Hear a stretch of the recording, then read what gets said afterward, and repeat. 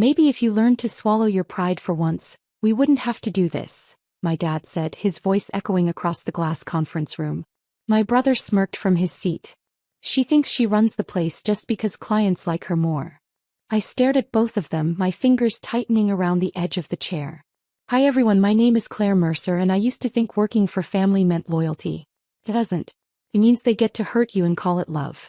That morning my father, the man who taught me to read balance sheets before bedtime, handed me a printed suspension letter. Until you apologize to your brother for undermining his authority, he said coldly, you're out. I asked quietly, you mean the brother who lost the Delgado account because he forgot to show up to the meeting I set up? He didn't flinch. You should have reminded him. There was the family logic I'd grown up with. My brother made mistakes. I made excuses for them. My father made rules. I lived under them. I could feel the weight of the room pressing down, the hum of the air conditioner suddenly louder than breathing. My throat felt dry but my voice came out steady. All right, I said. My dad leaned back satisfied. Good. I knew you'd come to your senses. I met his eyes and added softly, tomorrow morning. He nodded smug. My brother grinned. They both thought I'd finally broken, that I'd come crawling back to apologize. But that night I stayed late in my office, the city lights bleeding through the blinds. I gathered every report, every signed document, every quiet proof that the company stood on the foundation of my work, not theirs. I typed a resignation letter, placed it neatly on my desk and scheduled a single email for 9 a.m. sharp. When I hit schedule, I didn't cry. I just breathed. For the first time in years I wasn't my father's daughter. I was my own person. He wanted control. He had no idea what it would cost him. At 9 a.m. my father's voice boomed from his office. Where's Claire? Someone tell her to print the client review sheets. Silence. Then my brother laughed. She's probably sulking. I told you, Dad. A notification pinged on every screen in the office.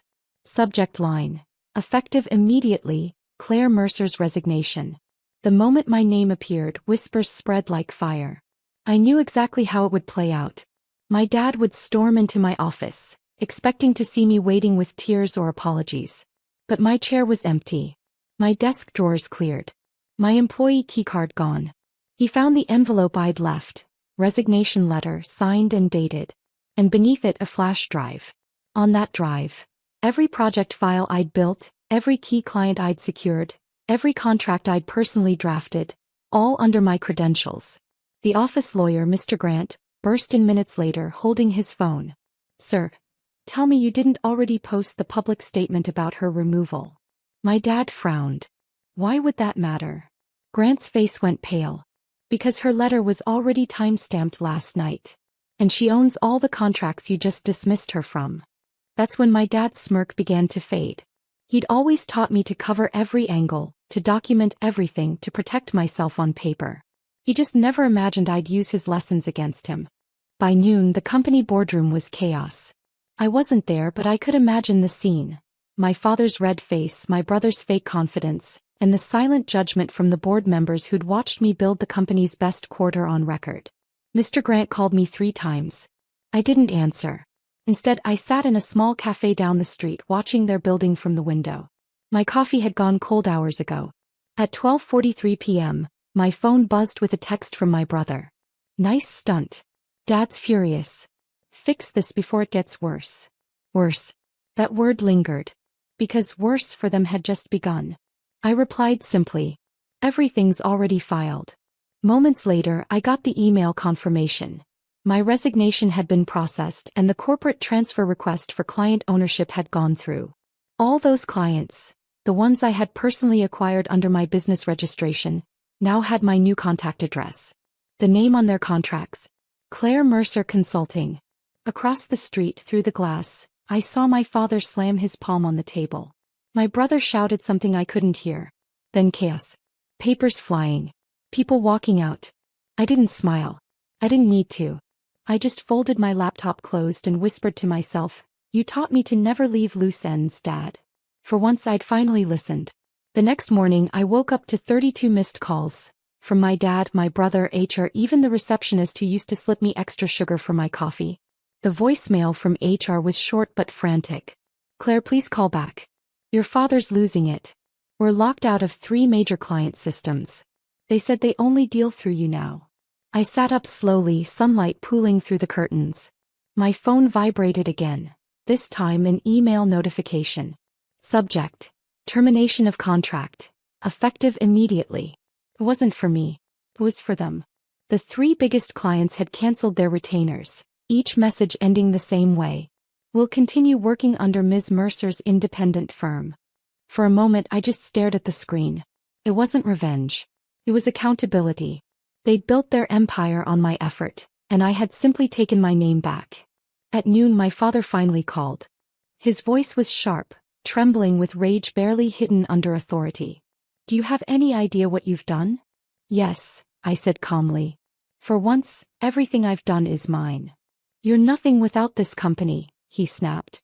I almost laughed. Then why does it seem to be collapsing without me? There was a long silence. Then he muttered, You'll regret this, Claire. Maybe. But as I looked around my small apartment, simple, quiet, free, I realized I already had what the company never gave me. Peace. By evening there was a knock on my apartment door. When I opened it, Mr. Grant, the company's lawyer, stood there, tie loosened, face pale. He looked like he hadn't slept since yesterday. Claire, he said carefully, holding a folder, your father sent me to negotiate. I stepped aside. You mean to beg? He sighed. He's realizing things. The board is furious. The shareholders are asking questions about the ownership split you filed. You blindsided him. I poured him some water and sat across the table. He blindsided me first. The suspension, the humiliation, the threats. Grant nodded slowly. You were right to protect yourself. Legally, every document you moved was valid. You had the right to resign to register your own firm. But your father, he's losing clients fast. If this continues, he'll lose the company. I stared at the glass in my hand, watching the condensation drip down. He made his choice. So did I. Grant hesitated, then leaned forward. He asked me to say, if you come back, he'll reinstate you. Full pay, full title. I smiled faintly. And what about respect? Grant lowered his eyes. He didn't mention that. I stood up, walked to the window and looked out at the city that once felt too big for me. Tell him, I said quietly, that his daughter doesn't work for him anymore. She competes with him. Grant didn't reply. He just nodded and left. 2 days later, a courier arrived at my door with a thick envelope stamped Mercer Industries Legal Division. Inside was a letter, formal, desperate, and perfectly predictable. We propose a joint partnership between Mercer Industries and Mercer Consulting. Your reinstatement will include a 35% equity stake and full creative control of client relations. Translation: We're sinking. Please save us. I read it twice, then placed it gently on my desk.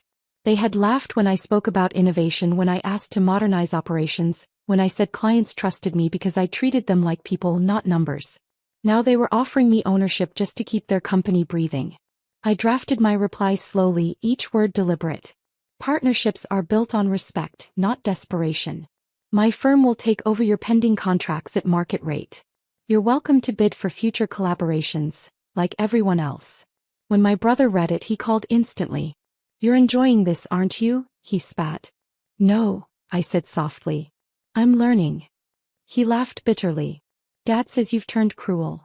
I looked at the city skyline, lights flickering like small apologies. No, I whispered. I've just stopped being kind where kindness was wasted. That night, my inbox flooded with new offers. Clients who had followed me, words spreading faster than fire. By dawn, Mercer Consulting wasn't just surviving. It was thriving. And for the first time, he was the one losing sleep. Sunday evening, my mother called, her voice quiet, careful. Claire, your father wants to have dinner. Just us. No business talk, he promised. I almost said no, but something in her tone, the same weary love she'd always used to keep the peace, made me agree. When I walked into the old family dining room, everything felt smaller. The chandelier flickered, the table polished but empty. My father sat at the head, hands clasped, my brother scrolling his phone like a spoiled teenager who'd lost his toys. Claire, my father began, you made your point. I said nothing. He exhaled sharply. You've embarrassed me.